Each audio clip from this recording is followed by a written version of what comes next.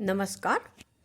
आज सुनते हैं कहानी उसने कहा था, जिसे लिखा है श्री चंद्रधर शर्मा गुलेरी जी ने। इनकी कुल 3 ही कहानियां हैं, उनमें से एक ये सर्वश्रेष्ठ कहानी है। प्रथम विश्व युद्ध के बाद लिखी गई थी। तुरंत घटे को कहानी में लाना, उसके यथार्थ को इतनी जल्दी और इतनी बारीकी से पकड़ पाना आसान नहीं होता, पर गुलेरी जी ने यह किया और खूब किया। इस कहानी में प्रेम से भी ज़्यादा युद्ध का वर्णन और माहौल है। यह भी सच है कि युद्ध हमेशा प्रेम को लीलता और नष्ट करता है। तो प्रस्तुत है यह कालजयी कहानी, आदर्श रोमानी कहानी, जो 100 वर्षों से भी ज़्यादा समय के बाद भी ज्यों की त्यों प्रिय लगती है। बड़े बड़े शहरों के इक्के गाड़ी वालों की जवान के कोड़ों से जिनकी पीठ छिल गई है और कान पक गए हैं, उनसे हमारी प्रार्थना है कि अमृतसर के बम्बू काट वालों की बोली का मरहम लगाएं। जबकि बड़े शहरों की चौड़ी सड़कों पर घोड़े की पीठ को चाबुक से धुनते हुए इक्के वाले कभी घोड़े की नानी से अपना निकट संबंध स्थिर करते, कभी उसके गुप्त अंगों से डॉक्टर को लजाने वाला परिचय दिखाते, कभी राह चलते पैदलों की आँखों के न होने पर तरस खाते हैं, कभी उनके पैरों की उंगलियों के पोरों की चींथ कर अपने ही को सताया हुआ बताते हैं और संसार भर की ग्लानि और क्षोभ के अवतार बने नाक की सीध में चले जाते हैं। तब अमृतसर में उनकी बिरादरी वाले तंग चक्करदार गलियों में हर एक लड्डी वाले के लिए ठहर कर सब्र का समुद्र उमड़ा करता था। वे बोलियां लगाते, बचो खालसा जी, हटो भाई जी, ठहरना भाई, आने दो लाला जी, हटो बाछा, कहते हुए सफ़ेद फेंटों, खच्चरों और बत्तकों, गन्ने, खोमचे और भारे वाले के जंगल से राह खेते। क्या मजाल थी कि जी और साहब बिना सुने किसी को हटना पड़े। यह बात नहीं कि उनकी जीभ चलती ही नहीं, चलती है, मगर मीठी छुरी की तरह महीन मार करती हुई। यदि कोई बुढ़िया बार बार चितौनी देने पर भी लीक से नहीं हटती तो उनकी बचनावली के ये नमूने होते हैं, हट जा जीणे जोगिए, हट जा कर्मा वालिए, हट जा पुत्ता प्यारिए, बच जा लंबी वालिए। समष्टि में इसका अर्थ है, तू जीने योग्य है, तू भाग्यों वाली है, पुत्रों को प्यारी है, लंबी उम्र तेरे सामने है, तू क्यों मेरे पहिए के नीचे आना चाहती है, बच जा बच जा। ऐसे बम्बू काट वालों के बीच में से होकर एक लड़का और एक लड़की चौक की दुकान पर आ मिले। उसके बालों और इसके ढीले सुथने से जान पड़ता था कि दोनों सिख हैं। वह अपने मामा के केश धोने के लिए दही लेने आया था और यह रसोई के लिए बड़ियाँ। दुकानदार एक परदेसी से गुथ रहा था जो शेर भर गीले पापड़ों की गड्डी गिने बिना वहाँ से हटता ना था। तेरा घर कहाँ है? मगरे में। और तेरा? माझे में। यहाँ कहाँ रहती है? अत्तर सिंह की बैठक में, वह मेरे मामा होते हैं। मैं भी मामा के यहाँ ही आया हूँ, उनका घर गुरु बाजार में है। इतने में दुकानदार निपटा और उनका सौदा देने लगा। सौदा लेकर दोनों साथ साथ चले। कुछ दूर जाकर लड़के ने मुस्कुरा कर पूछा, तेरी कुड़माई हो गई? इस पर लड़की को आँखें चढ़ाकर बोली, धत, कहकर दौड़ गई और लड़का मुँह देखता रह गया। दूसरे तीसरे दिन सब्जी वाले के यहाँ, कभी दूध वाले के यहाँ अकस्मात दोनों मिल जाते। महीना भर यही हाल रहा। 2-3 बार लड़के ने फिर पूछा, तेरी कुड़माई हो गई? उत्तर में वही मिला, धत। एक दिन जब फिर लड़के ने वैसी ही हंसी में चिढ़ाने के लिए पूछा, तेरी कुड़माई हो गई? तो लड़की लड़के की संभावना के विरुद्ध बोली, हाँ हो गई। कब? कल। देखते नहीं, यह रेशम से कड़ा हुआ सालू। लड़के ने घर की सीध ली। रास्ते में एक लड़के को मोरी में ढकेल दिया, एक छावड़ी वाले की दिन भर की कमाई खो दी, एक कुत्ते को पत्थर मारा, गोभी वाले ठेले में दूध उड़ेल दिया, सामने नहाकर आती हुई किसी वैष्णवी से टकराकर अंधे की उपाधि पाई, तब कहीं घर जाकर पहुंचा। राम राम। यह भी कोई लड़ाई है? दिन रात खंदकों में बैठे हड्डियां अकड़ गई।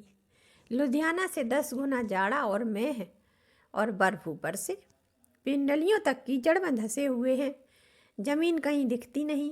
घंटे 2 घंटे में कान के पर्दे फाड़ने वाले धमाके के साथ सारी खंदक हिल जाती है और 100-100 गज धरती उछल पड़ती है। इस गैवी गोले से बचे तो कोई लड़े। नगरकोट का जलजला सुना था? अरे यहाँ दिन में 25 जलजले होते हैं, तो कहीं खंदक के बाहर साफा या कोहनी निकल गई तो चटाक से गोली लगती है। ना मालूम बेईमान मिट्टी में लेटे हुए हैं या घास की पत्तियों में छिपे हुए हैं। लहना सिंह, और 3 दिन हैं, 4 तो खंदक में बिता ही दिए, परसों रिलीफ आ जाएगी और फिर 7 दिन की छुट्टी। अपने हाथों झटका करेंगे और पेट भर खाकर सो रहेंगे उसी फिरंगी मैम के बाग में। मखमल की सी हरी घास है, फल और दूध की वर्षा कर देती है। लाख कहते हैं कि दाम नहीं लेती, कहती है तुम राजा हो, मेरे मुल्क को बचाने आए हो।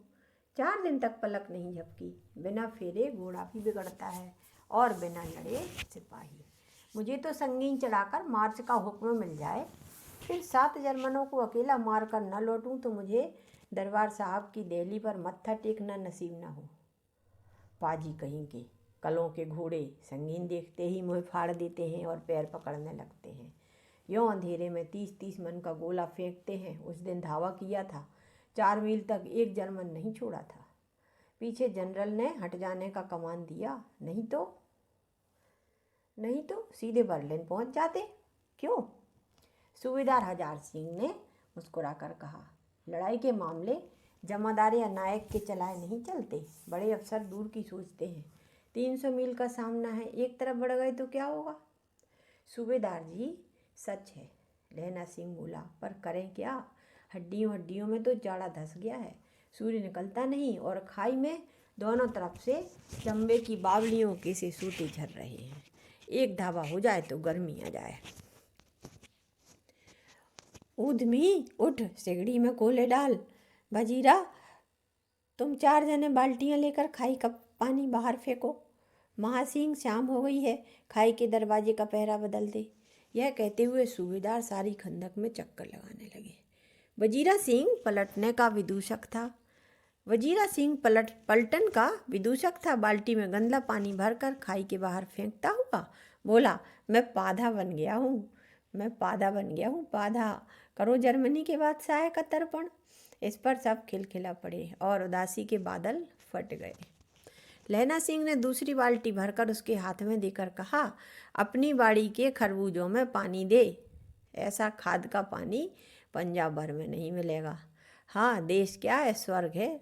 मैं तो लड़ाई के बाद सरकार से 10 घुमा जमीन यहाँ मांग लूँगा और फलों के बूटे लगाऊंगा। लाड़ी होरा को भी यहाँ बुला लोगे, या वही दूध पिलाने वाली फिरंगी मैम? चुप कर, यहाँ वालों को शर्म नहीं। देश देश की चाल है। आज तक मैं उसे समझा न सका कि सिख तंबाकू नहीं पीते। वह सिगरेट देने में हट करती है, ओंठों में लगाना चाहती है। मैं पीछे हटता हूँ तो समझती है कि राजा बुरा मान गया, अब मेरे मुल्क के लिए लड़ेगा नहीं। अच्छा, अब बोध सिंह कैसा है? अच्छा है, जैसे मैं जानता ही न हूँ। रात भर तुम अपने कम्बल उसे उड़ाते हो और आप सिगड़ी के सहारे गुजर करते हो। उसके पहरे पर आप पहरा दे आते हो, अपने सूखे लकड़ी के तख्तों पर उसे सुलाते हो, खुद कीचड़ में पड़े रहते हो। कहीं तुम न मानदे पड़ जाना। जाड़ा क्या है, मौत है, और निमोनिया से मरने वालों को मुरब्बे नहीं मिला करते। सूबेदार ने कहा, मेरा डर मत करो, मैं तो बुलेल की खड्डे के किनारे मरूंगा। भाई कीरत सिंह की गोदी में मेरा सिर होगा और मेरे हाथ के लगाए हुए आंगन के पेड़ की छाया होगी। वजीरा सिंह ने त्योरी चढ़ाकर कहा, क्या मरने मारने की बात लगाई है लहना सिंह? मरें जर्मनी और तुर्क। हाँ भाइयों, कैसे? और वे दिल बहलाने को गाने लगे। दिल्ली शहर ते पेशोर नू जान दिए, कर लेना लौंगा दा व्यापार मड़िए, कर लेना ना देड़ा सौदा अड़िए।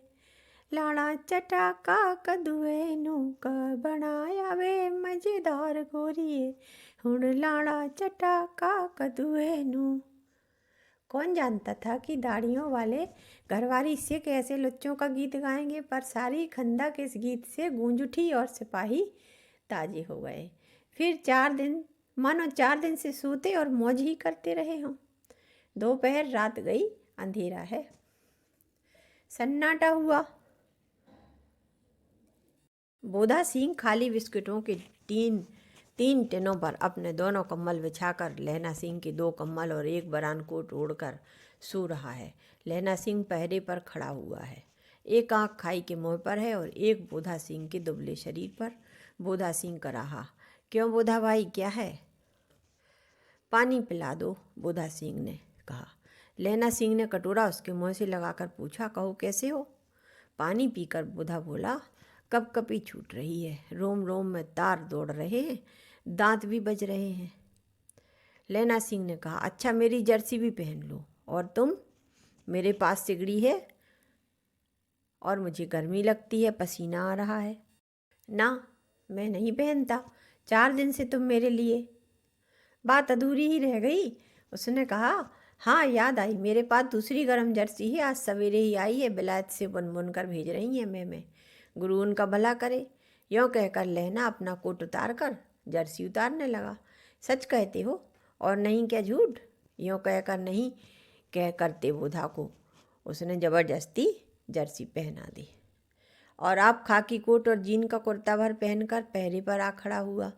मैम की जर्सी की कथा केवल आधा घंटा बीता, इतने में खाई के मुंह से आवाज़ आई, सूबेदार हजारा सिंह। कौन, लेफ्टिनेंट साहब?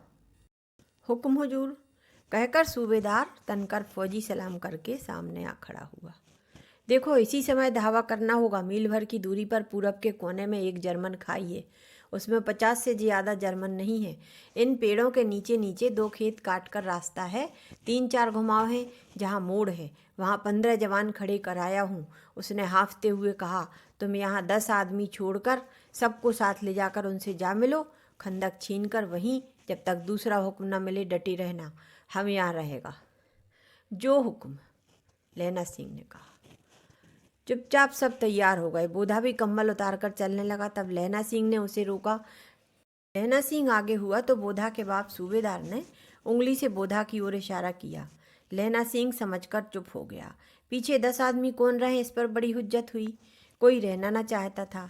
समझा बुझाकर सूबेदार ने मार्च किया। लेफ्टिनेंट साहब लहना की सिगड़ी के पास मुँह फेर कर खड़े हो गए, जेब से सिगरेट निकालकर सुलगाने लगे। 10 मिनट बाद उन्होंने लहना की ओर हाथ बढ़ाकर कहा, लो तुम भी पियो। आंख मारते मारते लहना सिंह सब झपक समझ गया। मुँह का भाव छिपाकर बोला, लाओ साहब। हाथ आगे करते ही उसने सिगड़ी के उजाले में साहब का मुँह देखा, बाल देखे, तब उसका माथा ठनका। लेफ्टिनेंट साहब के पट्टियों वाले बाल एक दिन में ही कहाँ उड़ गए और उनकी जगह कैदियों से कटे बाल कहाँ से आ गए? शायद साहब शराब पिए हुए हैं, उन्हें बाल कटवाने का मौका। लहना सिंह ने जांचना चाहा। लेफ्टिनेंट साहब 5 वर्ष से उसकी रेजिमेंट में थे। क्यों साहब, हम लोग हिंदुस्तान कब जाएंगे? लड़ाई खत्म होने पर। क्यों, क्या यह देश पसंद नहीं? नहीं साहब, शिकार के वे मज़े यहाँ कहाँ। याद है, पार साल नकली लड़ाई के पीछे हम आप जगाधरी जिले में शिकार करने गए थे। हाँ हाँ, वहीं जब आप खोते पर सवार थे और आपका खानसामा अब्दुल्ला रास्ते के एक मंदिर में जल चढ़ाने को रह गया था। बेशक पाजी कहीं का, सामने से वह नील गाय निकली कि ऐसी बड़ी मैंने कभी न देखी थी, और आपकी गोली उस नील गाय के कंधे में लगी थी और पुट्ठे में से निकली थी। ऐसे अफसर के साथ शिकार करने में मज़ा है। क्यों साहब, शिमले से तैयार होकर उस नील गाय का सिर आ गया था ना? आपने कहा था रेजिमेंट की मैस में लगाएंगे। हाँ, पर मैंने वह विलायत भेज दिया। ऐसे बड़े बड़े सींग 2-2 फुट के तो होंगे। हाँ लहना सिंह, 2 फुट 4 इंच की थी। तुमने सिगरेट नहीं पिया? पीता हूँ साहब, दिया सलाई ले आता हूँ, कहकर लहना सिंह खंदक में घुसा। अब उसे संदेह नहीं रहा। उसने झटपट निश्चय कर लिया कि क्या करना चाहिए। अंधेरे में किसी सोने वाले से वह टकराया। कौन? वजीरा सिंह।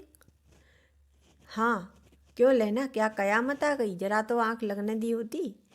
अरे होश में आओ, कयामत आई है और लेफ्टिनेंट साहब की वर्दी पहन कर आई है। क्या? लेफ्टिनेंट साहब? लेफ्टिनेंट साहब या तो मारे गए हैं या कैद हो गए हैं। उनकी वर्दी पहनकर कोई जर्मन आया है।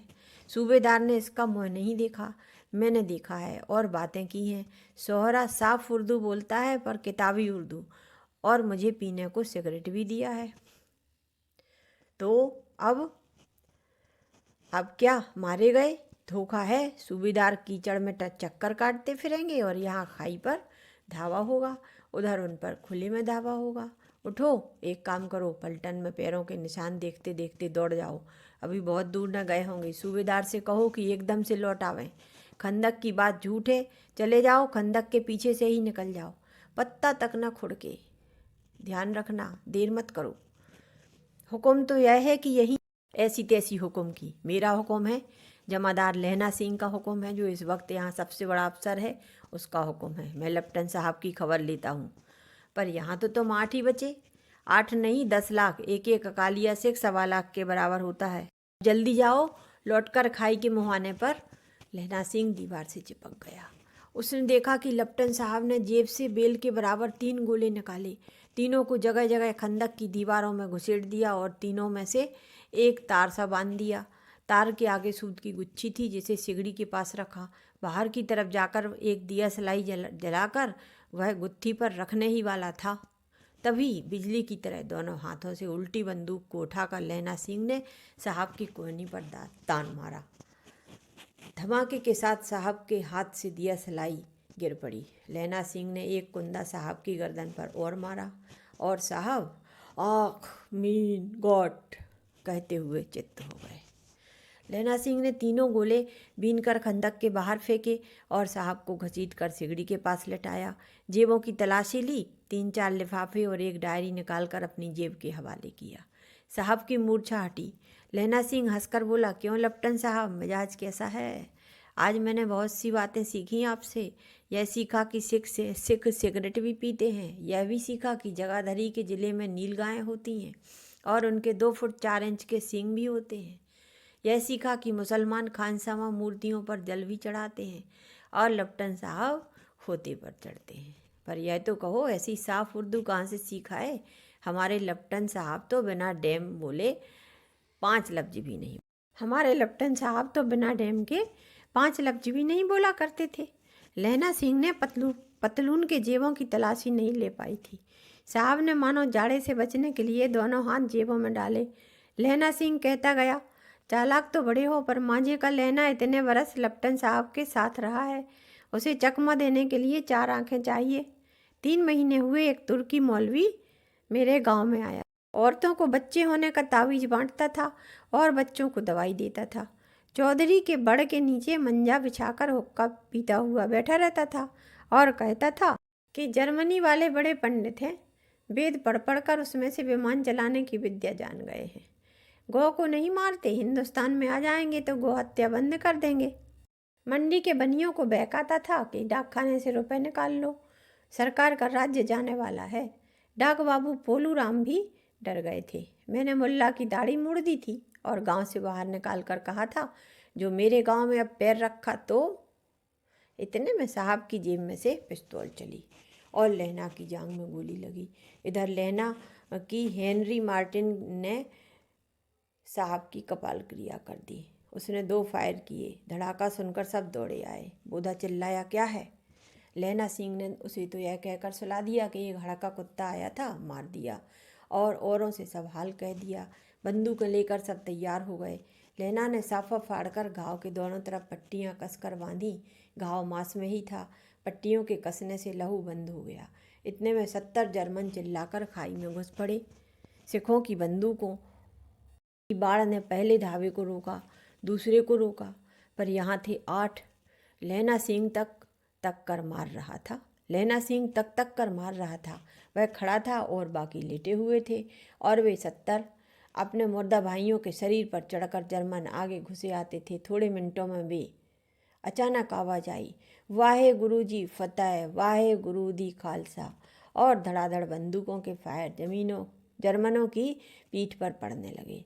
ऐन मौके पर जर्मन 2 चक्कों के पाटों के बीच में आ गए। पीछे से सूबेदार हजारा सिंह के जवान आग बरसाते थे और सामने से लहना सिंह के साथियों के संगीन चल रहे थे। पास आने पर पीछे वालों ने भी संगीन पिरोना शुरू कर दिया। एक किलकारी और अकाल सिखां दा फौज आई, वाहे गुरु दी जी फतेह, वाहे गुरु जी दी खालसा, सत श्री अकाल पुरुष, और लड़ाई खत्म हो गई। 63 जर्मन या तो खेत रहे थे या कराए रहे थे। सिक्कों में 15 के प्राण गए। सूबेदार के दाहिने कंधे में से गोली आर पार निकल गई थी। लहना सिंह की पसली में एक गोली लगी। उसने घाव को खंदक की गीली मिट्टी से पूर लिया और बाकी का साफा कसकर कमरबंद की तरह लपेट लिया। किसी को खबर नहीं हुई कि लहना सिंह को दूसरा घाव, भारी घाव लगा है। लड़ाई के समय चांद निकल आया था, ऐसा चांद जिसके प्रकाश से संस्कृत कवियों का दिया हुआ अक्षयी नाम सार्थक होता था। और हवा ऐसी चल रही थी कि बाणभट्ट की भाषा में दंत वीणोपदेशाचारी कहलाती। वजीरा सिंह कह रहा था कि कैसे मन भर फ्रांस की भूमि मेरे बूटों से चिपक रही थी जब मैं दौड़ा दौड़ा सूबेदार के पीछे गया। सूबेदार लहना सिंह से सारा हाल सुन और कागजात पाकर उसकी तुरंत बुद्धि को सराह रहे थे और कह रहे थे कि तू न होता तो आज सब मारे जाते। इस लड़ाई की आवाज़ 3 मील दाहिनी ओर की खाई वालों ने सुन ली थी। उन्होंने पीछे टेलीफोन कर दिया था। वहाँ से झटपट 2 डॉक्टर और बीमार ढोने की गाड़ियाँ चलीं जो कोई 1.5 घंटे के अंदर अंदर आ पहुँची। फील्ड अस्पताल नज़दीक था, सुबह होते होते वहाँ पहुँच जाएंगे। इसलिए मामूली पट्टियाँ बांधकर एक गाड़ी में घायल लिटाए गए और दूसरी में लाशें रखी गईं। सूबेदार ने लहना सिंह की जांघ में पट्टी बंधवानी चाही। बोध सिंह ज्वर से वर्रा रहा था, पर उसने यह कहकर टाल दिया कि थोड़ा घाव है, सवेरे देखा जाएगा। वह गाड़ी में लिटाया गया। लहना को छोड़कर सूबेदार जाते नहीं थे।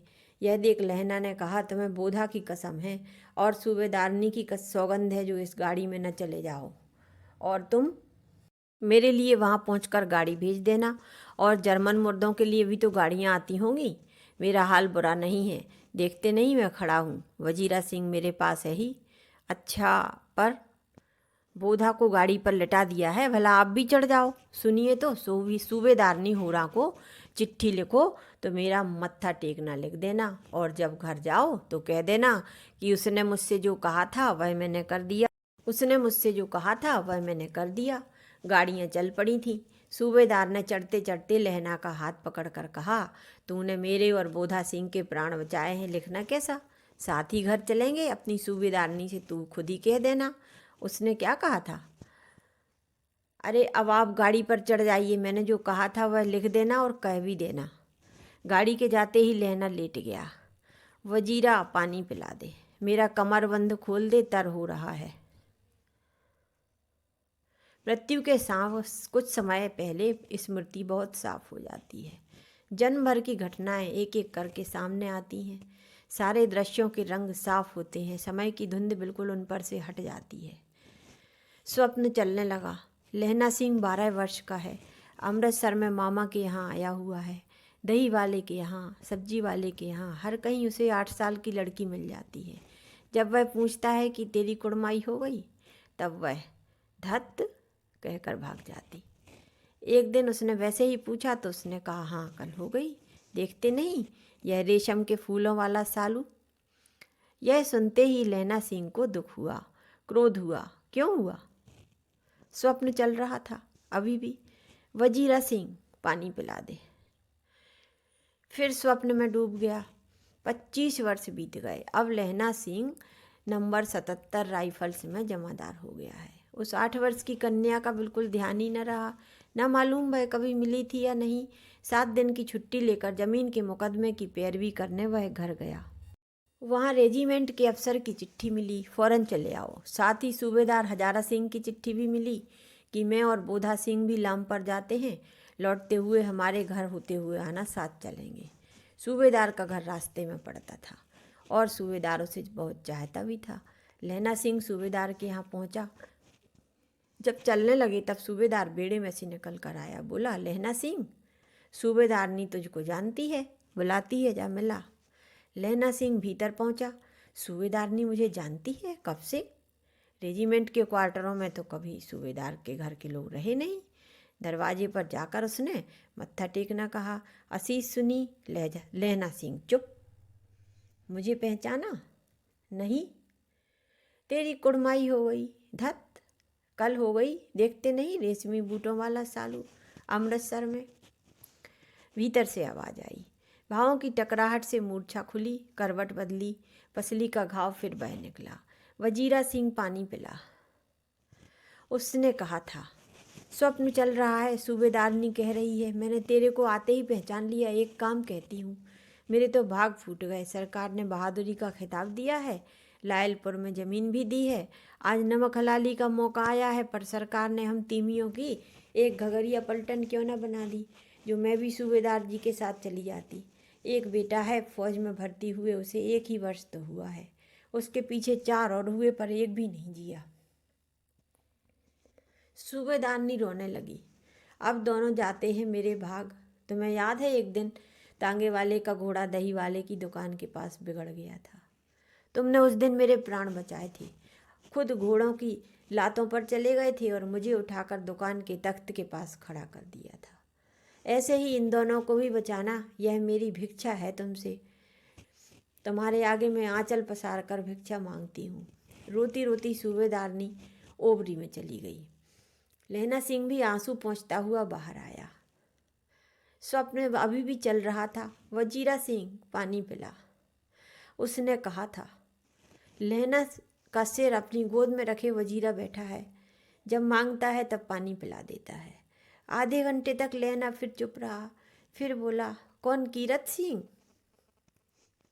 वजीरा कुछ समझा कुछ नहीं, लेकिन उसने फिर भी कहा, हाँ भैया, मुझे और ऊंचा कर ले, अपने पट्ट पर मेरा सिर रख ले। वजीरा ने वैसा ही किया। हाँ अब ठीक है, पानी पिला।